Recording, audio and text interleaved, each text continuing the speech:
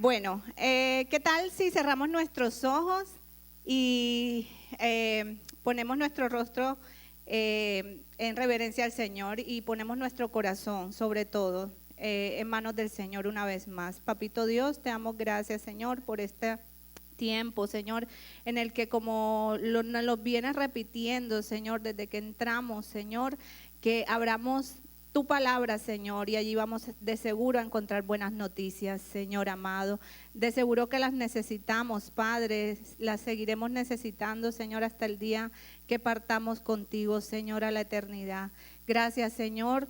Entregamos, Señor, tu palabra, Padre Santo, que va a ser expuesta, Dios, sea tu Santo Espíritu, Señor, trabajando en nuestros corazones, Señor, moviéndose aquí, Señor, con fuego y unción, Dios, en nuestras vidas, Señor amado, y que al salir de aquí no seamos los mismos, Señor, sino que seamos transformados, Señor, por el poder de tu palabra. Pues tu palabra dice que tus palabras son espíritu y vida, Señor. Te alabamos y te bendecimos, Señor Jesús, y a ti damos toda la gloria y la honra, Señor. Y la iglesia dice, amén, amén. Vamos a abrir la palabra. ¿Cuántos trajeron esa espada? Amén. Lo invito para que la abra en 2 de Samuel, en el capítulo 6. 2 de Samuel, capítulo 6. Vamos a dirigirnos al verso 11 y hoy vamos a estar ministrando la palabra del Señor bajo el título el secreto de Obed Edom. ¿Cuál es el título de la prédica? Bueno, el secreto de Obed Edom. Prestemos un poquito de atención acá. A ver, la Biblia nos dice que donde está la presencia de Dios, las vidas son transformadas. Donde llega la presencia de Dios, indiscutiblemente las personas cambian o todos cambiamos para bien. Pero hay un detalle, ¿qué valor le damos a esa presencia de Dios? Es una buena pregunta para hacernos en esta mañana, porque cuando entra la presencia de Dios en un hogar o en una vida, como se los digo, algo tiene que suceder ahí. ¿Estamos de acuerdo? Amén. Todo lo que tenga que ver con esa persona cambiará para bien y será bendecido. Amén. Salmos 16 dice que donde está la presencia de Dios hay plenitud de gozo y delicias a su diestra para siempre. En esa presencia usted encuentra gozo. Moisés, la palabra nos habla de que Moisés, al exponerse a la presencia del Señor, cuando él bajaba al pueblo, dice que su rostro resplandecía. ¿Sí lo han escuchado o sí lo han leído en su palabra? Eso me habla de oración, me habla de la comunión con Dios. Moisés en esa presencia recibía dirección, recibía paz, recibía fuerza, favor y gracia para caminar en la voluntad del Señor. Por otra parte, Josué, Dios le hablaba a Josué y le decía y le dio una instrucción clara, y me asombraba porque mi esposo se dieron cuenta, le correspondían los diezmos y a mí la palabra, ¿verdad? Y me sorprendió porque no sabíamos nada ni del uno del otro, no habíamos comentado nada de la palabra, y cuando él trae Josué me sorprendió porque son de esas diosidencias, ¿verdad? Algo el Señor, cuando Él es repetitivo en algo, es porque algo quiere hablar, ¿no es cierto? Entonces, él decía ese versículo que lo tengo aquí, Josué 1:9, él le da un comando y le dice, ¿verdad?, que meditará en ese libro de la ley. Levanta el libro de la ley suyo, el que Dios le ha entregado. Ese es el libro de la ley, y ese libro de la ley, le dice Dios, que lo medite de día y de noche y que cuide de guardar y seguir por obra esos mandamientos, porque entonces hará prosperar su camino. Y mira que dice, no dice Dios, te haré prosperar, dice, porque entonces harás. ¿Sí ven la diferencia? O sea, al obedecer inmediatamente hay bendiciones comandadas para usted y para mí. Usted obedece y dice, harás. O sea, usted y yo somos los responsables de hacer prosperar nuestro camino, porque ya Dios lo decretó, ya Dios lo habló. ¿Usted no ve cómo funciona el universo? El universo ya tiene una palabra de Dios. La palabra dice que el mar, Dios le dio orden al mar y decreto al mar. Entonces, todo funciona así, amén. Pero cuando nosotros quebrantamos la ley de Dios, entonces después nos estamos preguntando, ¿y por qué nos va mal? Nosotros mismos acarreamos eso a nuestro caminar. Salmo 128 habla de la bienaventuranza del hombre que teme a Jehová. Anótelo en sus apuntes y en el altar familiar. Lo invito para que lo abra más y lo expanda con su familia. Es muy lindo ese salmo. Habla de la bienaventuranza del hombre que teme a Jehová. Y hoy quiero tomar el ejemplo, mis hermanos, de Obed-Edom. ¿Han escuchado a Obed-Edom? Bueno, hay una canción que el grupo de alabanza con nosotros comparte, que es la presencia de Dios, ¿verdad? Y toma como ejemplo a Obed-Edom. Vamos a aprender un poco más. Obed-Edom fue un hombre que tan solo 3 meses que la presencia del Señor estuvo en casa de este varón, dice que recibió grandes bendiciones que ni siquiera él se imaginaba. ¿Y cómo podemos saber con certeza cuál es la bendición que viene de Dios? Bueno, Proverbios 10:22, no sé si lo tenemos en pantalla. Proverbios 10:22, permítanme se lo leo, dice: la bendición del Señor es la que enriquece y que no añade tristeza con ella. La versión TLA dice: la bendición de Dios es riqueza y viene libre de preocupaciones.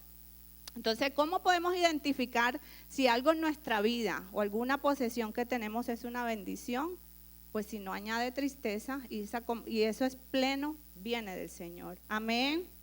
Segunda de Samuel dice, bueno, como les dije, este hombre entró, se le encargó, pues la presencia del Señor, lo vamos a ir viendo, estudiando, entró a su casa y 3 meses que estuvo allí bendijo la vida de él. El arca del pacto es la imagen, ya se los vamos a explicar, era un cofre y era una representación en el Antiguo Testamento de la presencia de Dios. Hoy la presencia de Dios es Jesús en nuestra vida. Amén. Segunda de Samuel 6, vamos a leer y preparamos Primera de Crónicas 13:14 y vamos a ver cómo estos 2 versículos nos detallan lo que pasó en casa de Obed-Edom. 1, 2 y 3. Y estuvo el arca de Jehová en casa de Obed-Edom geteo 3 meses y bendijo Jehová a Obed-Edom y a toda su casa. Vamos a Primera de Crónicas 13:14. Y el arca de Dios estuvo ¿dónde? En su casa, ¿cuánto tiempo? Y bendijo Jehová la casa de Obed-Edom y todo lo que tenía. Como le dije anteriormente, el arca representaba durante su existencia la presencia de Dios prometida a su pueblo. Ya eso no existe nunca más porque es que ya se cumplió esa parte. Cuando Jesucristo vino, ahora está en nuestros corazones y lo hemos recibido. Amén. Entonces, Éxodo 25:22, puede anotar esa cita porque es importante y allí lo dice la palabra. Y de allí, es decir, desde el arca, dice, me declararé a ti, le hablaba al pueblo, y hablaré contigo sobre el propiciatorio de entre los 2 querubines que están sobre el arca del testimonio. Todo lo que yo te mandare para los hijos de Israel. Amén. El arca entonces era un cofre recubierto de oro y dentro de ella tenía una caja de oro que contenía el maná. ¿Qué contenía? Maná. La provisión de Dios, ¿verdad? La vara de Aarón que reverdeció, que es símbolo de la autoridad que Cristo nos ha entregado en él, y las tablas de los 10 mandamientos, es decir, las leyes, ¿cierto?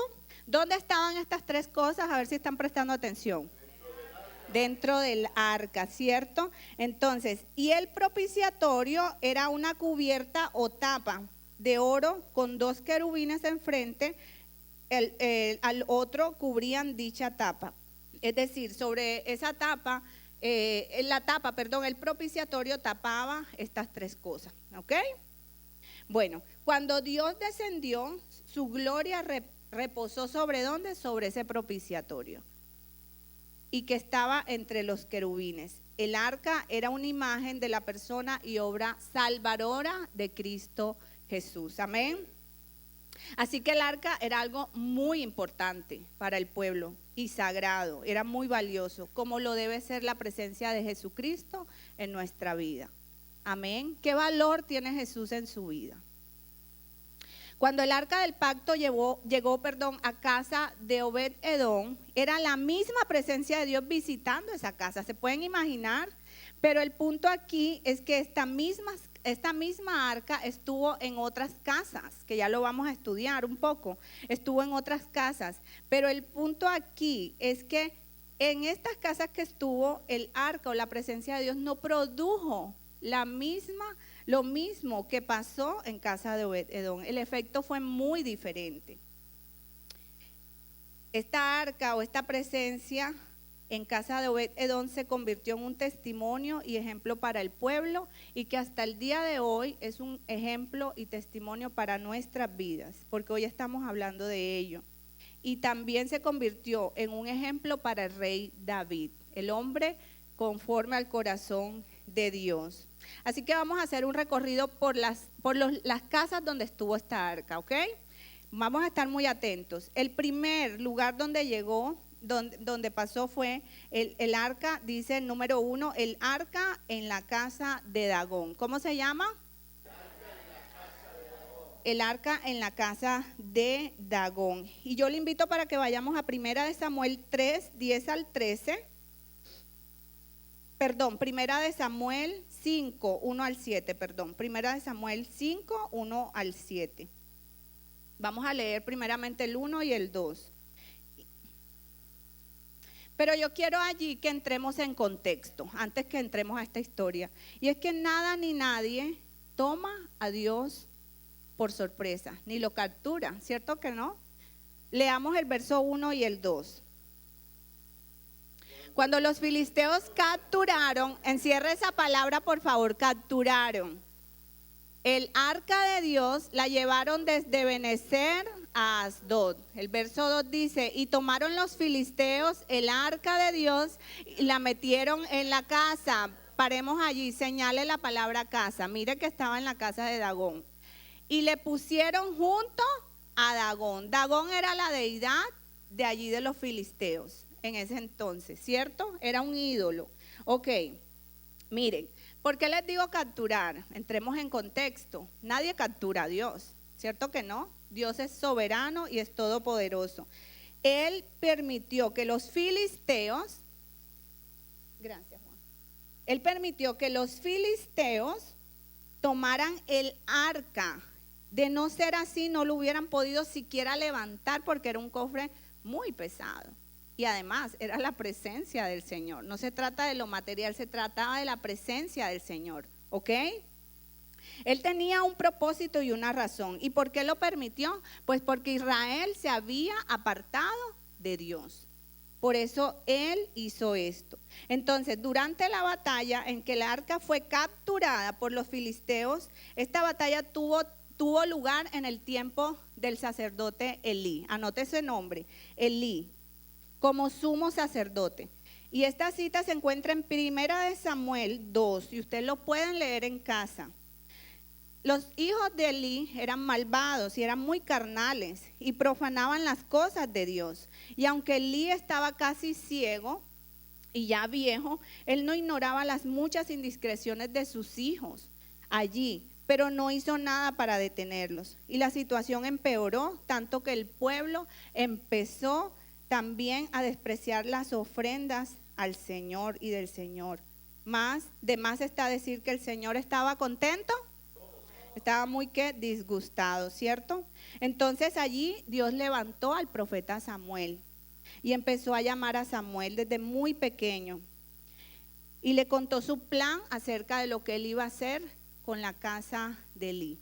Y eso lo leemos en 1 Samuel 3. Si buscamos en sus Biblias, por favor, no sé si está la cita, 1 Samuel 3, 10 al 13.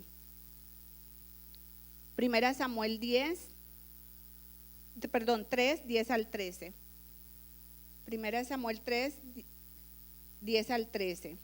Dice, y vino Jehová y se paró y llamó como las otras veces, Samuel, Samuel. Entonces Samuel dijo, habla porque tu siervo oye. Y Jehová dijo a Samuel, he aquí haré yo una cosa en Israel, que a quien la oyere le retiñirán ambos oídos.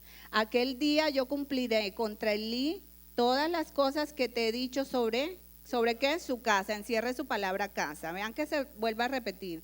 Desde el principio hasta el fin. Y le mostraré que yo juzgaré su casa para siempre por la iniquidad que él sabe. Porque sus hijos han blasfemado a Dios.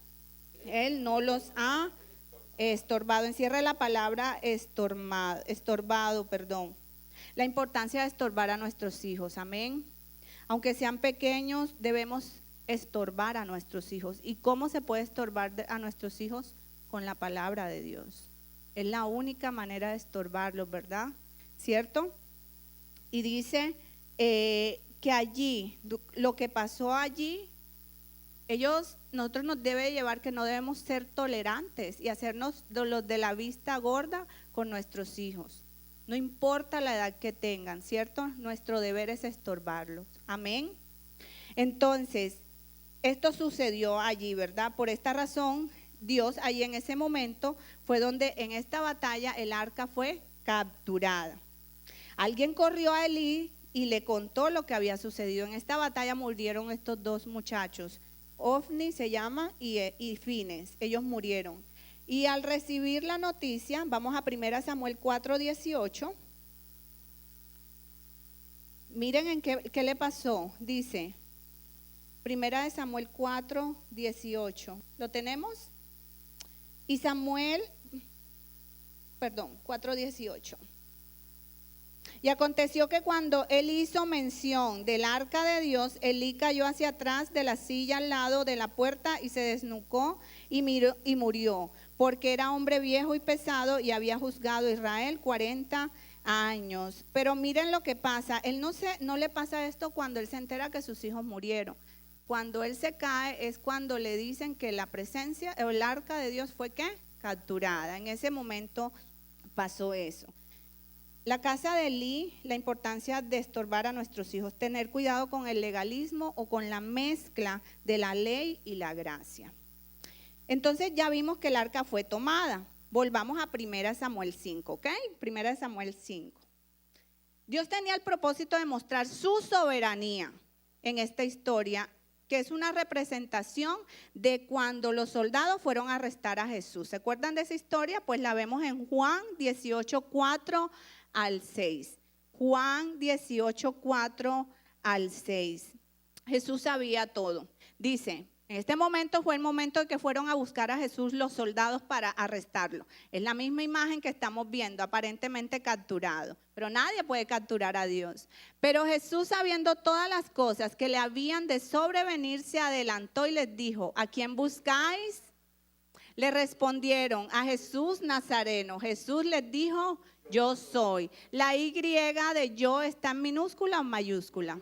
Quiere decir que es Dios. Él se presentó allí como el soberano. Recuerden cómo se presentó en el Antiguo Testamento al pueblo, como el gran yo soy. Inmediatamente miren la soberanía de Dios. Y estaba también con ellos Judas, el que le entregaba. Seguimos adelante. Cuando les dijo, yo soy, ¿qué pasó? Y cayeron a tierra. Yo le diera un aplauso al Señor, porque Él es soberano. Juan 10:18, Él lo deja claro. TLA dice, nadie me quita la vida, sino que yo la entrego porque así lo quiero. Fue de su propia voluntad que Él entregó su vida por usted y por mí. ¿Qué valor le estamos dando a Cristo en nuestra vida? Dice, igual que con el dios Dagón, Jesús en la cruz del Calvario cortó la cabeza de ellos. Vamos a nuestro texto ahora sí, en 1 Samuel 5, 2 al 7. 1 Samuel 5, 2 al 7. A la voz de 3, 1, 2 y 3. Y tomaron los filisteos el arca de Dios y la metieron en la casa. Encierre la palabra casa.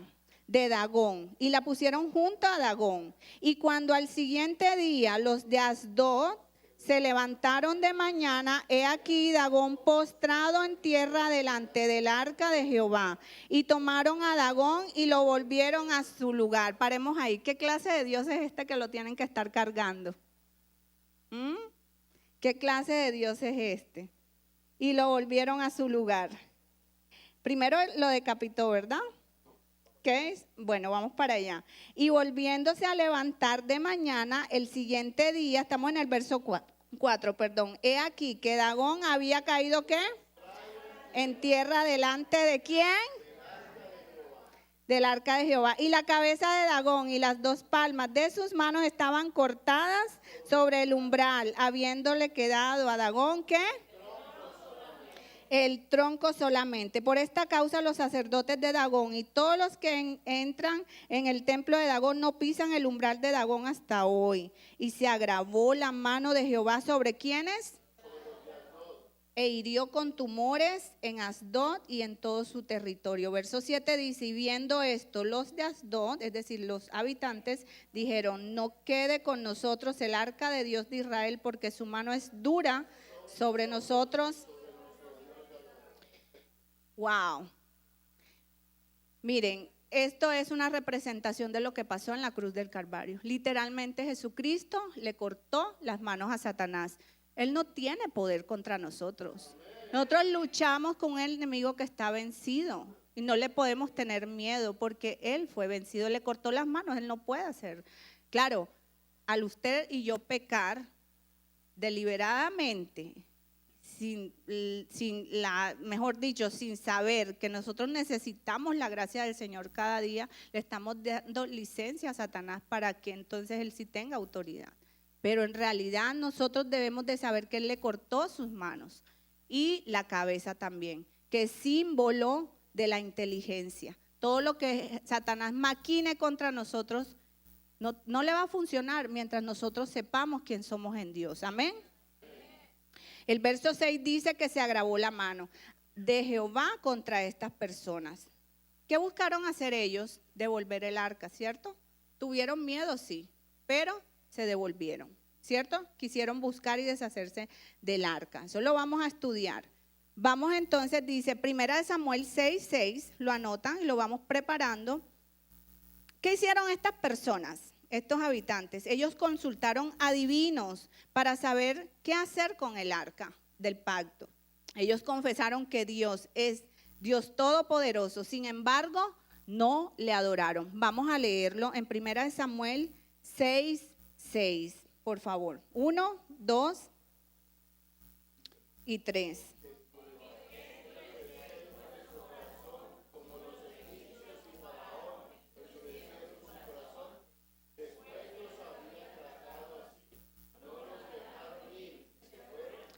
Entonces estas personas estaban conscientes de que Dios es soberano. Ellos sí sabían quién es Dios, ¿cierto que sí?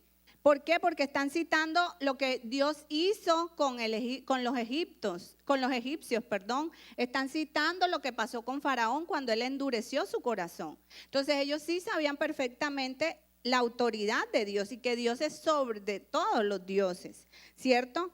Pero ¿qué pasa? Aunque ellos lo reconocieron y lo recordaban, ellos no estaban interesados en que Dios fuera su Dios. Y así hay muchas personas que reconocen que Dios es Dios, sin embargo no lo honran, ni en sus casas honran al Señor, sino que se consultan adivinos, se consultan brujos y se consultan todas las cosas que Dios aborrece y lo olvidan a Él.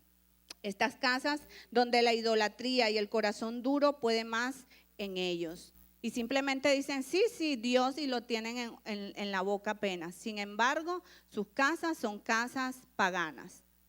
Romanos 1:21 dice, pues habiendo conocido a Dios, no le glorificaron. Aquí está hablando Dios de esas personas que solo dicen y saben la existencia de Dios, mas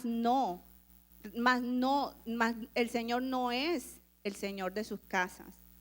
Pues habiendo conocido a Dios, no le glorificaron como a Dios, ni le dieron gracias, sino que se envanecieron en sus razonamientos. Y su necio corazón fue entenebrecido. Profesando ser sabios, se hicieron necios y cambiaron la gloria de Dios incorruptible en semejanza de hombre corruptible. Más adelante dice en la palabra, en Romanos, dice que Dios a causa de esto los entregó a sus propias concupiscencias de sus corazones. Dios llega a un punto que los entrega a las propias concupiscencias de sus corazones. Amaron más al mundo que a Dios. Los habitantes de Asdod buscaron deshacerse del arca. Armaron un plan para devolverla otra vez a Israel. ¿Y saben qué hicieron? La pusieron en una carreta. La pusieron en una carreta. Un carro que va unido, unas vacas, iban 2 vacas y las unieron con un yugo. Y enviaron a deshacerse de ellas con unas ofrendas. Vamos al segundo punto, porque entonces luego que sale de aquí, de esta casa de Asdod, pasa el arca en el campo de Josué de Bet-Semes. ¿Dónde reposó entonces? ¿Dónde llegó el arca? ¿Dónde estaba primero? En Asdod, ¿verdad? En el lugar de Asdod, ¿cierto? Donde reinaba la idolatría, en esa casa. Luego va al campo de Josué Bet-Semes. Dice que allí llegó esa carreta. Vamos a 1 Samuel 6, 14, versículos 14, 19 y 20. Vamos a leer, por favor, 1, 2 y 3. Y el carro vino al campo de Josué, ¿de qué? Bet-Semes. Y paró allí donde había una gran, ¿qué? Y ellos cortaron, ¿qué cortaron? Y ofrecieron las vacas en holocausto a Jehová, ¿cierto? Vamos al verso 19. 1, 2 y 3. Entonces Dios hizo morir a los hombres de Bet-Semes porque habían mirado dentro del arca de Jehová. Hizo morir del pueblo a 50,000, 70 hombres, y lloró el pueblo. ¿Por qué pasó esta tragedia aquí? Porque sencillamente cuando llega esta arca, ellos se alegraron y todo, pero ellos hicieron algo que no debían de hacer. Y es que dice allí, ¿qué hicieron? Miraron dentro del arca. ¿Qué estaba dentro del arca? El maná, la vara de Aarón y las tablas de la ley, ¿cierto? Recuerden que el propiciatorio era la tapa. Ellos descubrieron eso y miraron adentro, y eso no se podía hacer. Y lo curioso es que estas personas eran hebreos, conocedores, criados en la palabra de Dios y en las leyes de Dios. ¿Por qué hicieron eso? Quizás solo olvidaron o ignoraron que Dios no quería ver lo que estaba adentro. ¿Saben por qué? No quería ver eso sin que estuviera bajo la sangre, porque en la tapa era el propiciatorio, ¿cierto? Y entonces Dios no quiere. Vamos a verlo en Romanos 8, 2 y 3. Romanos 2, 8 y 3. 1, 2 y 3. Porque la ley del Espíritu de vida en Cristo Jesús me ha librado de la ley de ¿qué? Y de la muerte. ¿Qué había allí adentro? La ley, ¿cierto? Porque lo que era imposible para la ley, por cuanto era débil por la carne, Dios, enviando a su Hijo en semejanza de carne de pecado, y a causa del pecado, condenó ¿qué? En la carne, ¿cierto? Entonces, vemos allí en esta palabra que acabamos de leer, al ellos quitar y al quitar a Jesús, porque Jesús es la propiciación que Dios nos ha entregado a nosotros. Al ellos quitar eso, inevitablemente cuando nosotros quitamos a Jesús de nuestra vida, Dios ya nos ve a nuestros pecados. Pero si nosotros tenemos a Jesús, Dios ya ve a Jesús, ¿cierto? Entonces esta casa representa que, dice, el nombre Kiriat Jearim significa ciudad de los bosques. ¿Qué significa? Recuerden que ahí esa ciudad fue donde llegó el arca, y el arca llegó a un bosque. ¿Qué hay en un bosque? ¿Qué es lo que predomina en un bosque? Árboles, y los árboles que tienen madera, ¿cierto? Primordialmente, ¿cierto? La madera es una tipología ¿de qué? Del ser humano. Estas personas representaban, al ellos hacer esto, representa esas casas donde la religiosidad, aquellos que dicen a Dios, no te necesito, no necesito tu misericordia, y hacen a Jesús a un lado y se colocan ellos. En otras palabras, el humanismo, la filosofía del humanismo, un cristianismo sin Dios. Y dicen que tienen a Dios y hablan de Dios, pero en realidad son humanistas. ¿Por qué? Porque hacen las cosas a su manera. Esa es la esencia de la superioridad moral. La letra mata, pero el espíritu vivifica. Muchos cristianos hoy están en esa filosofía del humanismo. Eso se ve en las iglesias a montón. Muchos cristianos hoy en día hacen a un lado. En inglés se llama mercy seat, la silla de la misericordia. Es la propiciación, es el propiciatorio. Muchos cristianos sencillamente quitan a Jesús y se dejan ellos mismos. ¿Y qué pasa con esa filosofía? Que cuando usted infringe la ley, hay ¿cómo se le puede decir a eso? Ya hay un veredicto, muchas gracias, un veredicto contra eso. ¿Y qué pasa? Si usted y yo no tenemos a Jesús allí, en el lugar donde debe estar, sino siguiendo ese humanismo, ¿qué pasa cuando viene eso? Inevitablemente cae el juicio, lo que le pasó a ellos. Pero si nosotros tenemos Jesús, Jesús está por nosotros, amén. Y después entonces en esas filosofías que creen ser cristianos y suceden cosas y se preguntan ¿por qué pasa? Por eso mismo, hay un juicio. Porque ellos mismos han quitado a Jesús, quien Jesús es quien nos protege, amén. Hay que tener cuidado. Vamos entonces, dice, la filosofía de Dios, ahí quiero hablar un poco, esa filosofía donde se dice Dios es amor y al final nos va a perdonar a todos. Lo sucedido en el campo de Josué de Betseme representa a aquellas personas que quitan a Jesús, como se los dije, ahora mismo el humanismo, justificándose que por las buenas obras y en su propia opinión, van a ser salvos. Y no es así, solo por Jesús. Primera de Samuel 6:20, vamos a leerlos juntos. Primera de Samuel 6:20, ahí mismo, dice, y dijeron los de Betsemes, ¿quién podrá estar delante de Jehová, el Dios santo? ¿A quién subirá desde nosotros? ¿Qué me habla eso? Del testimonio, ¿cierto que sí? Al ver ese juicio, las otras personas dijeron, uy, no, ¿quién podrá estar delante de ellos? Vieron a un Dios castigador, ¿cierto? Un Dios santo, sí, pero un Dios castigador, ¿cierto? Porque trajo juicio sobre eso, a causa del mal testimonio de estas personas, ¿cierto? Como cristianos no importa que nos digan radicales, tenemos que ser radicales, ¿cierto? El mundo es radical, ¿cierto? Y nosotros tenemos que tener cuidado especialmente en este tiempo que se levantan filosofías sutiles, que son tan sutiles que a cualquiera engañan, ¿cierto? Pero tenemos que tener cuidado.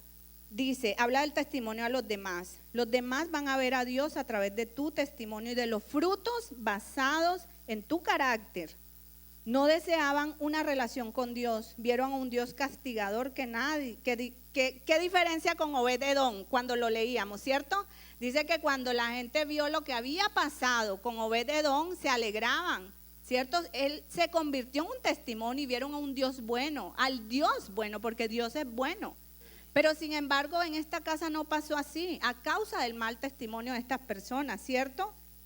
Entonces, nadie podrá estar delante de Dios santo. Y es cierto, nadie podemos estar. Por eso no tenemos que quitar la tapa.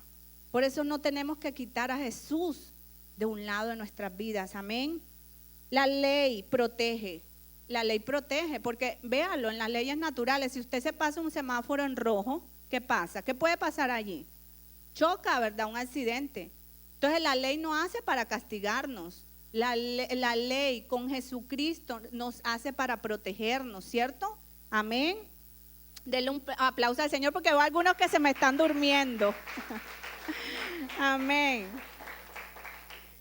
Dice el verso 21 que estas personas enviaron mensajeros a otras ciudades para que se llevaran al arca. Qué triste, ¿verdad? No querían la presencia de Dios porque no conocían a Dios realmente. Y que se la llevaran y dieron aviso allá a otra ciudad que viniera. ¿Saben qué pasa cuando esta clase de testimonio es o cuando ocurre eso en el cristiano o en la iglesia? Proverbios 19:3 dice,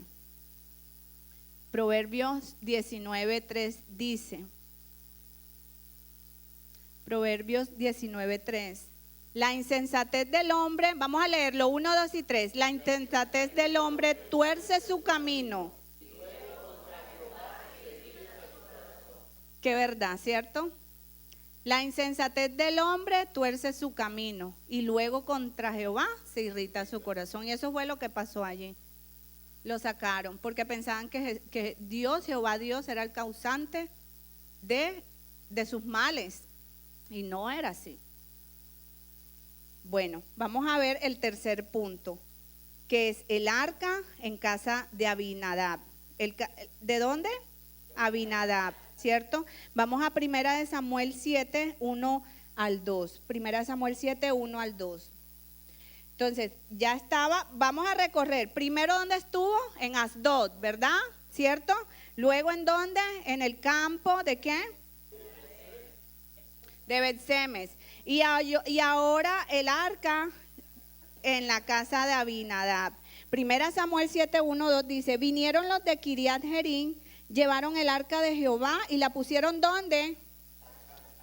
Cierra esa palabra casa, situada en el collado, y santificaron a Eleazar su hijo para que guardase el arca de Jehová. Desde el día que llegó el arca a Kiriat Jearim, ¿pasaron cuántos?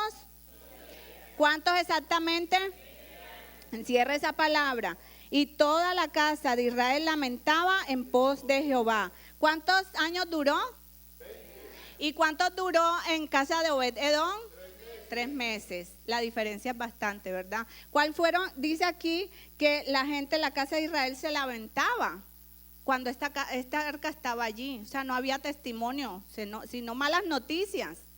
Mientras que donde Obed-Edom 3 meses y el pueblo, ¿qué pasó? Se alegró. ¡Wow! Tremendo. Vamos a ver qué fue lo que pasó allí.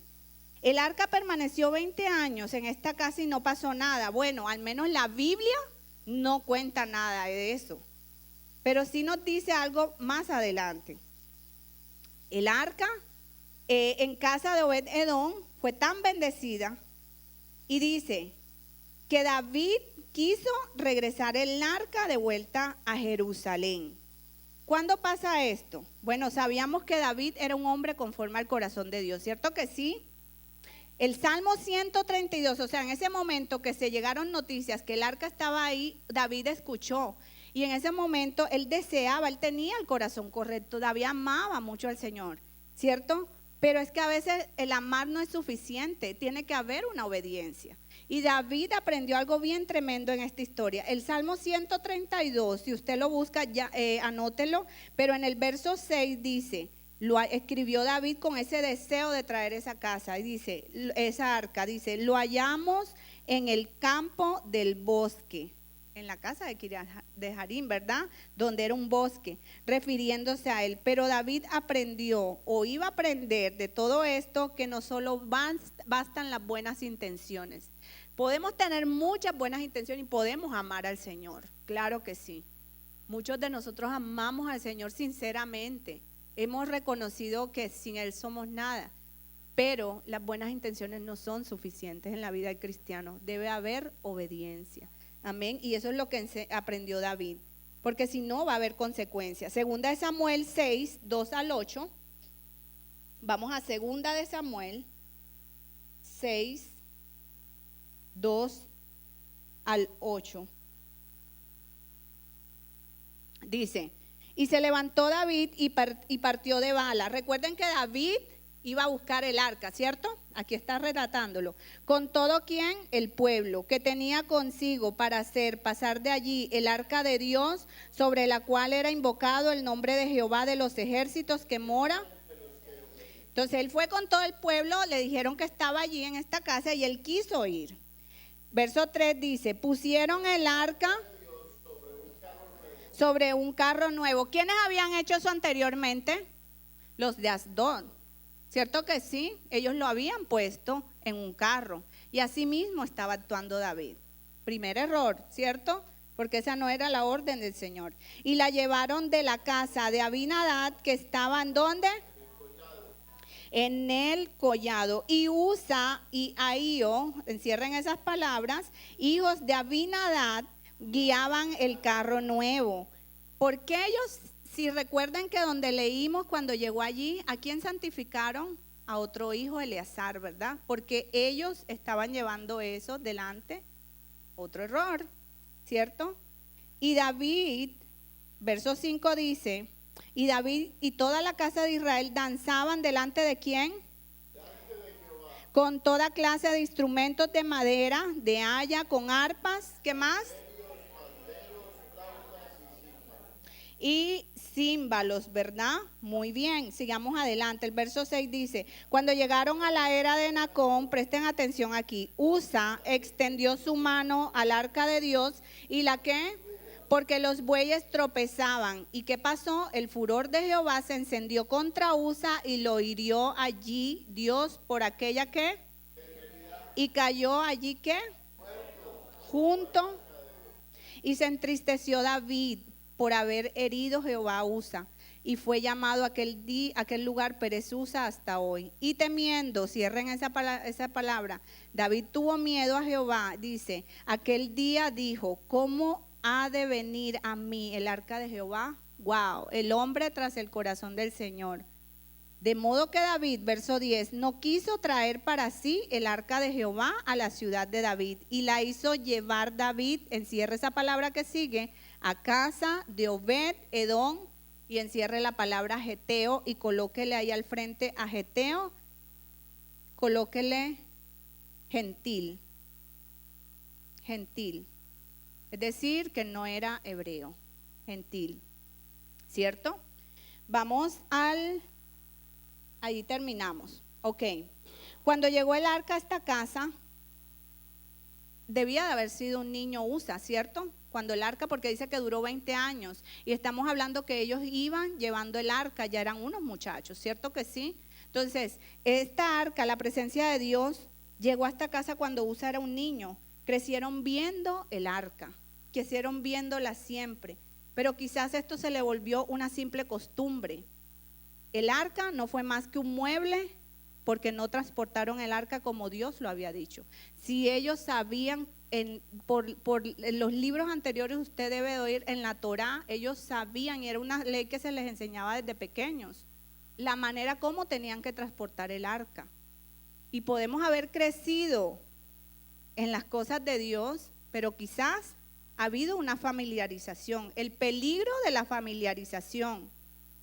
Ellos se les olvidó y a ellos se les volvió una costumbre, no una relación, sino una costumbre, una rutina. Cuidado con eso, iglesia. Eso te lleva a un evangelio light, el famoso evangelio light, donde fácilmente se familiariza con el pecado. Y dice, no, eso no es tan bueno, eso no es tan malo. Y se familiariza y las cosas terminan haciendo las cosas que a Dios no le agrada. El liderazgo, la ida a la iglesia, las actividades o los eventos no se pueden volver una rutina en nuestras vidas, iglesia. Reconocer delante de quién estamos, o sea que cada actividad, o así sea, a lavar esos baños y a trapear aquí, debe ser un gozo para nosotros. No se nos debe devolver ni una carga, ni se nos debe devolver un evento más. ¡Ay! El asado, un evento más. ¡Ay! La graduación, un evento más. Que vayan los que están ahí, no. Es que Dios ve una iglesia. No se nos puede volver eso. No se nos puede volver una costumbre, porque entonces estamos cayendo en la casa de Abinadab. Reconocer delante de quién estamos desde que entramos por esas puertas. Delante del Rey Jehová lo cantábamos, pero a veces no parece que estemos delante del Rey Jehová cuando venimos y cuando nos referimos a las cosas de la iglesia. Ayer en el asado nos pasaba algo tan especial, al menos en mi corazón pasaba, cuando nos hicimos a cantar allí, y éramos pocos, pero al cantar ahí al aire libre uno podía sentir la presencia del Señor. Tan lindo, y el deseo de nuestro corazón, ¿saben qué era? Un agradecimiento, porque ciertamente no estamos en guerra. Dios ha sido tan bueno, ¿cierto?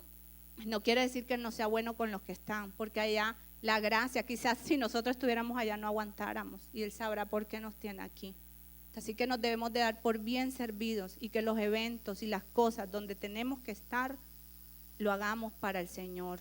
Amén. Y no se nos vuelvan una costumbre, porque nosotros tenemos el poder. No va a decir que no nos cansamos, claro que sí. La carne se cansa, la carne no quiere.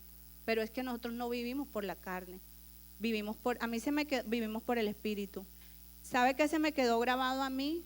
Mi mamá pequeña, siempre la escuchaba que ella decía, ay no, a la iglesia no fue nadie, pero si dijeran que allá están repartiendo un millón de pesos allá afuera, decía mi mamá, a mí se me quedaba grabada porque mami decía eso, y hoy lo entiendo, ¿cierto?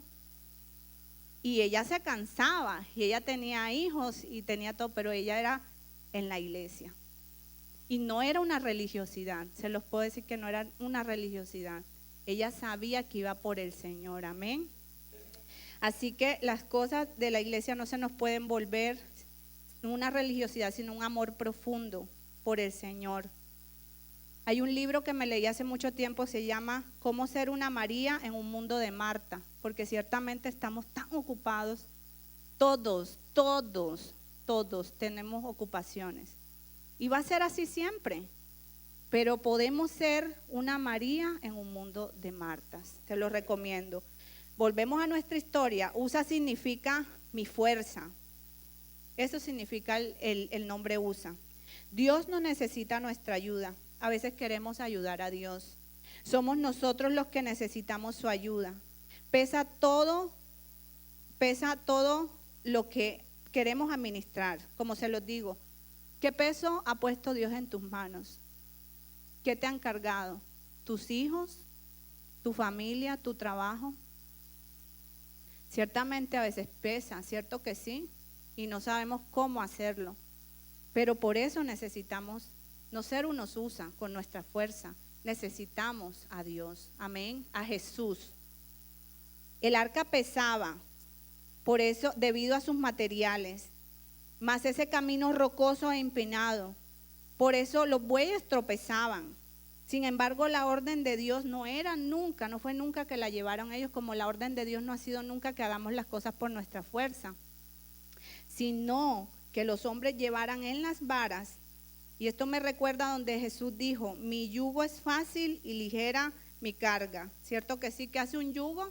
Voltea. Y se puede imaginar ellos llevando el arca de la manera correcta. Ahí se puede medio ver, ¿cierto?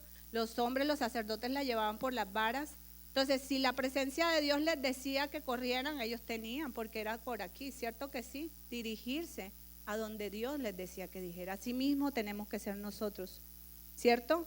Pero si lo hacemos con nuestras fuerzas no va a poder. En la cruz del Calvario, en camino a la cruz, Simón de Cirene, anote esa historia, esa cruz era para nosotros. Y sin embargo, a Simón de Cirene se le pidió que ayudara a Jesús. ¿Ustedes creen que él hubiera podido solo con esa cruz? Nosotros no hubiera podido, y ese castigo era para usted y para mí. Mas Jesús lo tomó en nuestro lugar. Por eso Él nos dice que Él nos ayuda. Algunas veces nos dejará hacer las cosas. ¿Saben cuándo pesa? Cuando Jesús no es el centro de nuestra vida. Cuando las cosas pesan y es demasiado difícil. Cuando Jesús no es el que lleva la dirección en nuestras vidas.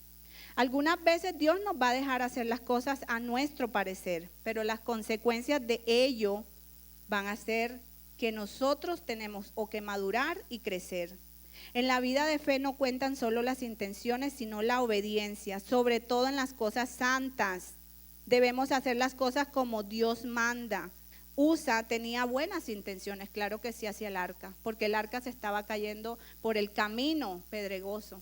Y asimismo, nosotros también tenemos buenas intenciones cuando nos estamos tropezando en este camino de la vida pedregoso. Pero si hacemos las cosas como nuestra fuerza, no vamos a llegar a ningún lado.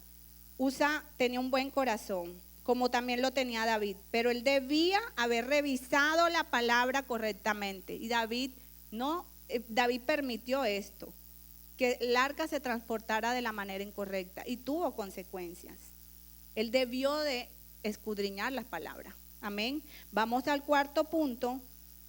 Dice, el arca en casa de Obed-Edom. Segunda de Samuel 6, 9 al 11.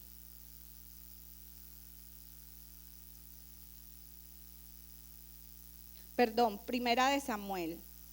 Primera de Samuel.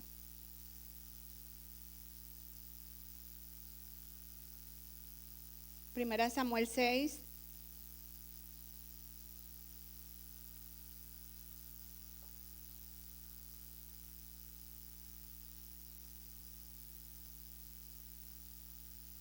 Dice, No, perdón. No, la tengo equivocada, perdón. Segunda de Samuel, ayúdenme con Segunda de Samuel 6, 9 al 11. Sí. Sí, 9 al 11. Lo leímos, ¿verdad? Que fue donde David sintió temor, ¿cierto? Y les dijo que lo llevaran al lugar. Pero entonces vamos a Primera de Crónicas 13. Primera de Crónicas 13, ahí en su Biblia, por favor. Primera de Crónicas 13, en el verso 12 y 14. Primera de Crónicas 13, 12 al 14. Dice, y David temió a Dios aquel día, porque esta palabra la da más clara. Dice, y David temió a Dios aquel día y dijo, ¿cómo he de traer a mi casa el arca de Dios? Señale la palabra casa. Y no trajo David el arca a su casa en la ciudad de David, sino que la llevó ¿dónde? Eteo. Y el arca de Dios estuvo con la familia de Obed-Edom, ¿en dónde? 3 meses, y bendijo Jehová la casa de Obed-Edom y todo lo que tenía, ¿cierto? Ante todo este hecho de Usa, David reconoció que su corazón no estaba correcto delante del Señor, no estaba de todo en armonía con Dios, algo faltaba. Debemos aprender de lo que pasa a otros, no es necesario pasar nosotros por nuestras propias situaciones, sino de ver el ejemplo en otros, ¿cierto? Entonces, así que él sintió temor y de llevar el arca a casa, en Jerusalén. Así que impuso que el arca se quedara en casa de Obed-Edom. Obed-Edom significa siervo, significa servicial, significa fiel, significa siervo de la sangre. Pero Geteo era un gentil, ¿cierto? Entonces, ¿cómo que su origen, el gentilicio de este hombre no era hebreo, pero era obediente? Su nombre, o sea, una cosa es su nombre y otra cosa de dónde él venía, ¿cierto que sí? Así Dios nos enseña de las personas, ¿cierto? David aprendió de él. David pudo haber dicho de él, pero él aprendió de él. Debemos de tener cuidado y ser humildes para dejarnos enseñar de Dios a través de las otras personas. Y Dios va a usar las que menos imaginamos o su forma de ser para enseñarnos. Amén. Entonces, entendió que en ese momento el juicio de Dios había caído en cuenta, que él no había caído en cuenta que no había seguido las instrucciones de Dios. Ahora, ¿cuál es tu nombre? Déjame decirte que Dios nos ha dado un nombre, ¿verdad? Que es sobre todo nombre, ¿verdad? Le dio a Jesús, ¿verdad? Nos ha dado a su único hijo. Y Él nos da una identidad. Así que la vida de Obed-Edom nos enseña que cuando servimos al Señor, nuestros inicios o de dónde vengamos no importa. Importa el nuevo nombre que Él nos da. Amén. Amén. Entonces, la vida de Obed-Edom nos enseña que hay bendiciones materiales y espirituales. La extensión de Israel se dirigió hacia la casa de este hombre. Vayamos a 2 de Samuel 6, 12 al 13. Porque la gente estaba intrigada de cómo le iba a ir a la casa de Obed-Edom. Y quizás este hombre recibió esta arca con temor y temblor en su corazón. Pero él entendió que él necesitaba la gracia de Dios. Y eso lo llevó a un compromiso que no le produjera una carga o destrucción como en las otras casas, sino para bendición. Yo me imagino que este hombre supo que ahorita necesitaba leer más la palabra, congregarse más, ¿cierto? Orar más. ¿Por qué? Porque la Biblia no da detalles de qué fue lo que él hizo, pero sí, si usted lee dónde lo colocaron a él, dice que dice que lo colocaron como portero. Eso que habla de la oración y la intercesión, de cuidar. Vigilas tú lo que entra a tu casa, vigilas cuando hay una situación, porque déjame decirte que el Espíritu Santo habla cuando está pasando algo con nuestros hijos, cuando está pasando algo con nuestros esposos o viceversa, cuando está pasando algo en nuestra casa o está pasando algo en nuestra relación. El Espíritu Santo nos avisa y nos inquieta. Y este hombre era un portero. Nosotros tenemos que aprender a pararnos como porteros. en nuestras casas.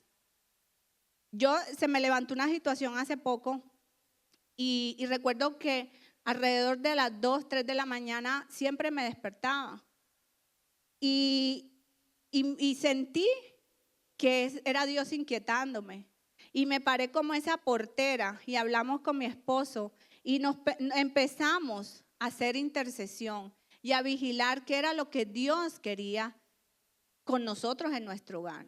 Así debemos de nosotros ser como Obed-Edom, porteros, intercedores. También la palabra dice que él fue ubicado en la alabanza, en medio del pueblo. ¿Hay alabanza en tu casa? ¿Hay adoración en tu casa? Porque lo que pasa en tu casa va a ser un reflejo de lo que tú puedas dar aquí en la iglesia. El avivamiento es personal, o sea, lo que vives tú en tu casa se refleja acá en la iglesia. Segunda de Samuel 6, 12 al 13, aquí nos habla que el pueblo de Israel, el rey David y todos a su alrededor fueron afectados positivamente y empezaron a decir que Dios es bueno, que Él bendice, y todo a causa de la obediencia de Obed-Edom. Primera de Samuel 6, 13, lo leemos. Primera de Samuel 6, 13. Allí dice, voy a resumirles y lo pueden guardar en casa. Dice que cada paso, cuando ellos ya llevaban el arca, ¿verdad? Más adelante lo ven. Dice que el rey David llevaban el arca ya de la manera correcta para Jerusalén. Ya lo venían como debía de ser. Y dice que cada 6 pasos ellos daban una ofrenda al Señor o hacían un sacrificio al Señor. El número 6 en la palabra significa significa el hombre, porque en el 6º día Dios creó al hombre. Entonces cada 6 pasos David reconocía que era su soberanía, estaba reconociendo su soberanía.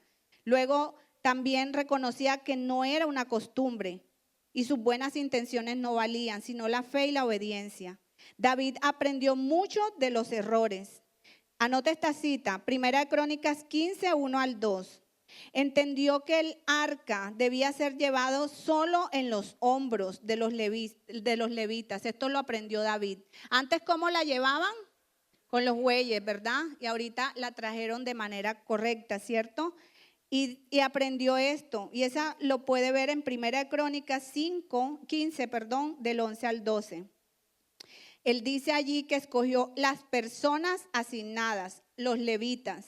Y en Primera de Crónicas 15, allí mismo, pero en el verso 16 dice que con voz de alegría llevaban el arca.